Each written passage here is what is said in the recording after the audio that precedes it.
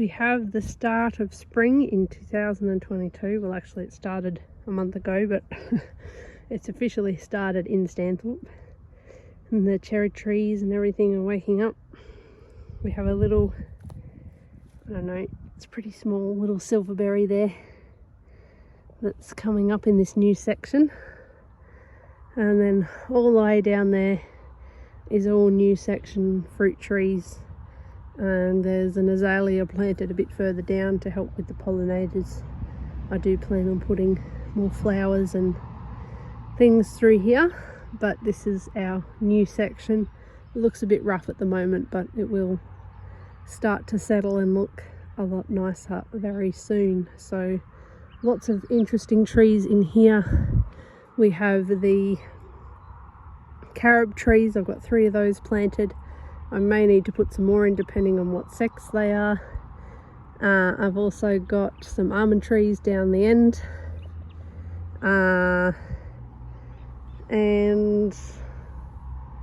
yeah, there's not really much unusual other than that, I think.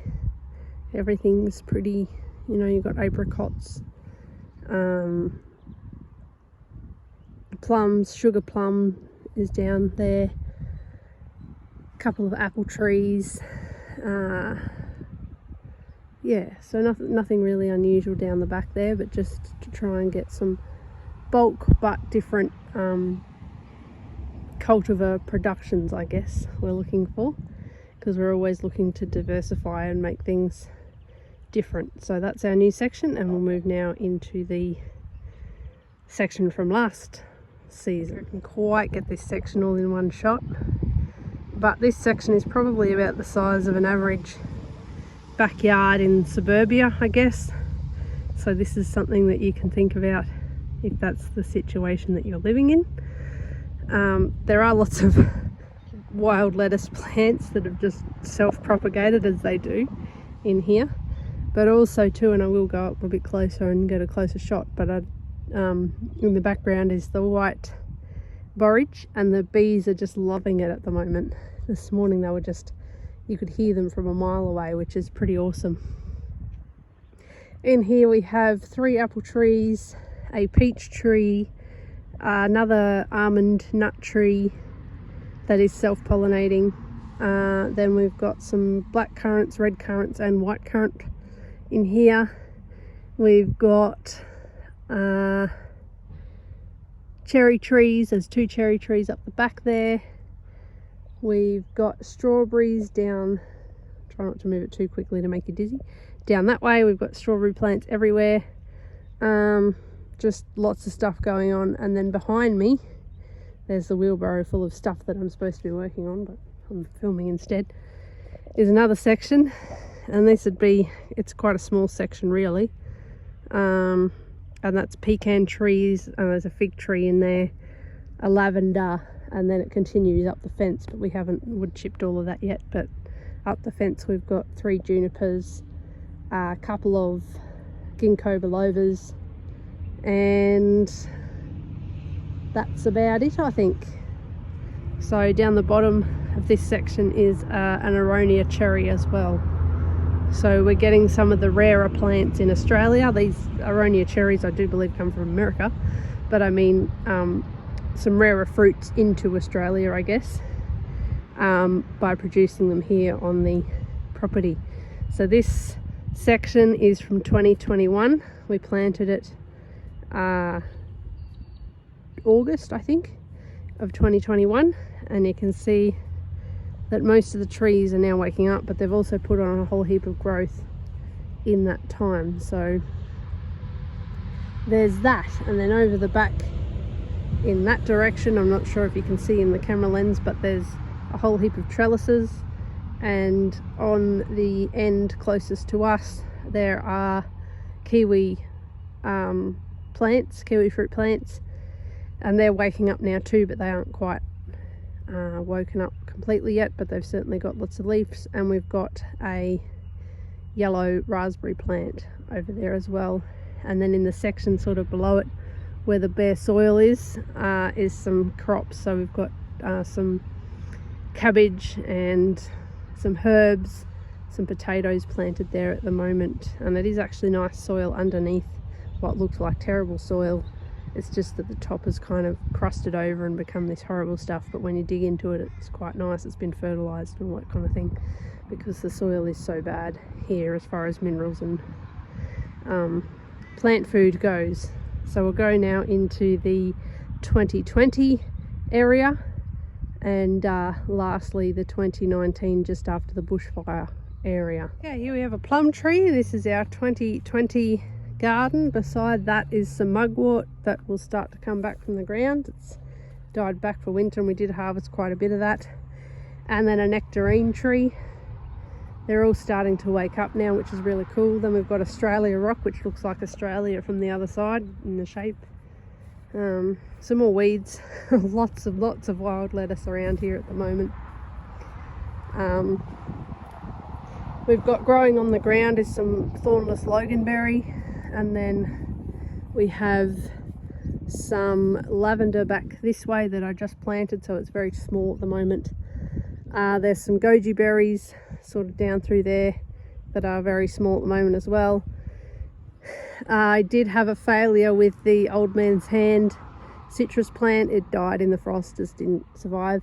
But over the back of that massive wild lettuce plant is another white mulberry, and it's coming back well. And back behind that is sort of this way. You won't be able to see it because it's still quite small, but is a black Genoa fig. So then we have our pretty like a hedging plant, I guess that is, just to bring pollinators in really. It comes up with pink flowers all over it through the summer.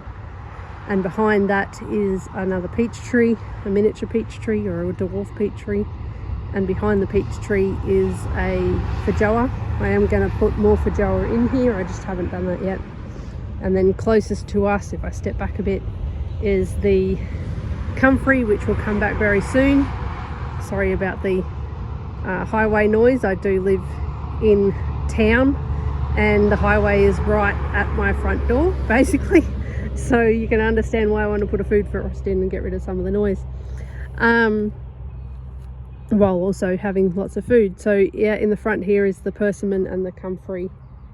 That's actually one of the horse graves where Willow is buried, so just for some information there. And her owner wanted her to have a persimmon tree because persimmons are really good for you, and her horse was an exceptional horse for doing things like horsemanship and also bringing people out of their shells and equine assisted learning type stuff. So she wanted the horse to sort of still have some healing qualities even after death, so we planted the persimmon there. Down here a little bit further on the corner we have another white mulberry, and behind it a whole heap of thornless blackberries, and also some old, that I should have really dealt with, but some old primrose, evening primrose. And in the background, I don't know if you can see it, but there is a loquat tree down the back there.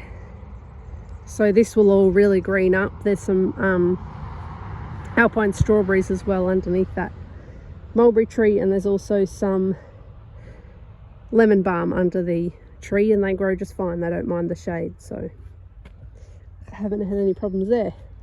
So behind me, just going to walk up a little bit, still in 2020, we've got the Dutch pear, which is the weirdest fruit I've ever seen. I don't really know what to do with it, so if anyone does, please let me know. But I grew it because it sounded cool. Then we've got a gum tree sapling, which needs to come out. Then we've got the pear section through here. Lots of flowers happening in this section. We've got some more strawberries down on the ground. Don't know if you can, maybe if I squat down and show you that. But yeah, here's our pear section. So we're coming up now. There's lots of weeds as well, because you know that's just part of food foresting. but there's some strawberries down. There's feverfew there as well, but there's strawberries in there that I just planted. And then the feverfew, and then mustard growing up. Looks really cool, doesn't it? And then kale behind it. And then also if you pan sort of this way, you've got the southernwood growing up behind, and the berries and cream mint growing beside that. So it's pretty busy through here, which is awesome. And it's keeping the weeds out because there's so much density in that area. So yeah, and then the beautiful pear flowers happening there. This is the third year that this plant has been in here, so I'm going to let the pears actually grow this year. I have been pulling them off and not letting them. Oh, it's second year here, but it was a 1-year-old tree. Sorry, it's a 3-year-old tree now. This one hasn't got any flowers on it yet, but I'm sure it will.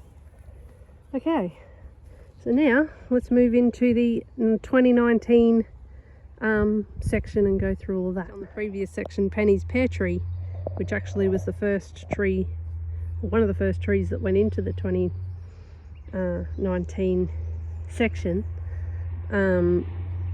because we needed to replace the one that burnt down in the fire. Penny used to love pears, that's why she's buried under a pear tree. Down in front of that rock is a Saskatoon berry, or a service berry, again from America, I believe. It hasn't woken up yet, but I'm sure it will very soon. It's starting to sort of get buds, but you can't really see it because it's basically completely dormant at the moment. And then as we come down, we've got the apple trees. They've put on huge growth over the last couple of years. This is their third year here, obviously, 2019. We did get some apples. They were 2-year-old trees when I got them, and I did get some apples off one of them last season. Then we have our red mulberry leafing up really nicely. It was also one of the first trees that went into this 2019 section. And our black mulberry, which goes right up there. So it's really put on a lot of growth, as mulberries do. There's some wormwood in behind that and some weeds.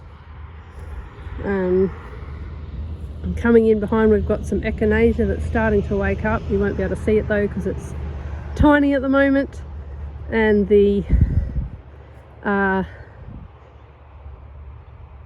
pomegranate behind it hasn't woken up yet. The rosemary has just gone berserko. And then we have our little Kumquat plant down here. It's actually doing pretty well considering all the weather changes and things. Kumquats will survive quite nicely in frost, but they don't like the weather to change too quickly. That's why it's kind of protected here by the rosemary and the lavender, so that it doesn't get the temperature doesn't change too quickly on it and then kill it. Then we've got a lavender. I think this one is not the French one, the other one. Don't you love when words just, you know, disappear? And then we've got some oregano behind that, or oregano, depending on where you come from. Tomato, I guess. Some lime balm I did plant in here, but it's only tiny at the moment. It should come up nicely, and I left the pot there, which I'll pick up in a second. Some hazelnut tree and a fig tree behind the oregano too, I forgot to mention. And then some more, another fig tree and another hazelnut tree, and there's a lavender down in behind there as well. And some more Echinacea that's still coming up. Then behind here, you should be able to see that, hang on a minute, is the maybe if I go a bit closer. It's hard for me to see through the phone too because it's glary. Okay, right, there is the blueberry. There's a couple of blueberries there actually, and there's a peach that's actually in flower there. So the little miniature peach is flowering like crazy. Hang on, why isn't that camera moving where I want it to move? What is going on here? Okay. So yeah, that's the peach tree, and then sort of growing around the peach tree and on the ground is the youngberry plant. So it will just spread and go crazy. Then if you kind of look right up that way, you might be able to see the yellow leaf elderberry and the black lace elderberry. You won't be able to see the black elderberry because it's too small at the moment, but it just kind of gives the garden a nice bit of colour. I am going to put some more black elderberries, so we'll have in total 6 elderberry plants, and that should be enough to feed us enough elderberries for the year. So eventually when they're producing at their full potential, of course. But yeah, it just kind of gives the garden a nice colour as well. And there's lots of weeds, as you can see. This section is very weedy and needs to be reclaimed. It's just the other side of that mulberry tree. There are 2 feijoas on either side of the trellis, and the trellis is where the raspberries grow up. So they won't be too long before they're taking up this whole trellis. I really need to get in here and weed. And then there's some pomegranates up through there which you can't see because there's so many weeds, and they won't wake up for a little while yet. And there's some mint growing under the mulberry tree. So yeah, this garden really needs to be weeded and brought back under control because it's kind of gone a bit crazy. But that's basically it. This is the last section of the 2019 area.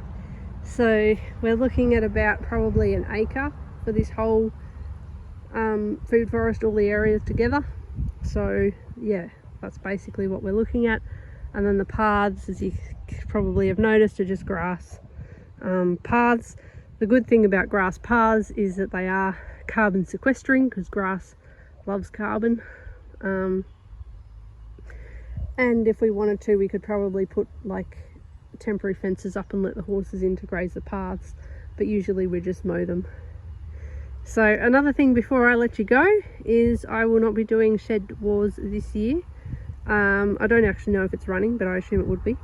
The reason for that is I just have so many commitments at the moment with uni and work and this place and getting my stallion ready for breeding season and all the rest of it, that I just don't think I'm going to have the time to commit to putting 2 videos out a month. I'm kind of sporadic a little bit and just sort of put videos out when inspiration hits, and the garden is my chill place. It's my place of relaxation and rejuvenation, and I just don't want to have the pressure of entering a competition and all that kind of thing and then not being able to finish because I just get too busy. So I decided not to do it this year, but I will weigh the produce that I get in from this garden and let you know what the weigh-in at the end of the year that we used is. We will be giving a lot of stuff away because a lot of our fruit trees are in their first year of actual production, and I sort of think that we should share that with the community. There's a lot of people that need food at the moment and just can't get it because it's so expensive, and they're just not getting any nutrition. So I think that we need to be sharing our bounty, I guess. So yeah, that's basically what we will do. So I will let you know what the total was of stuff that we used, but also what the total of overall stuff that we bought in and harvested was, hopefully, or it might just be the total of what we bought in. It just depends on how inspired I get, I guess, or how energetic I am. But that's it for this garden tour. I know that it's full of weeds and it doesn't look like much, but I thought I'd show you before it all leaves up and everything, because you can sort of see a little bit more of the understory while everything's waking up and sort of semi-dormant. But yeah, so there's lots of different plants, so many different plants through this garden, and weeds, and that's about it. So any questions, let me know in the comments, and yeah, thanks for watching.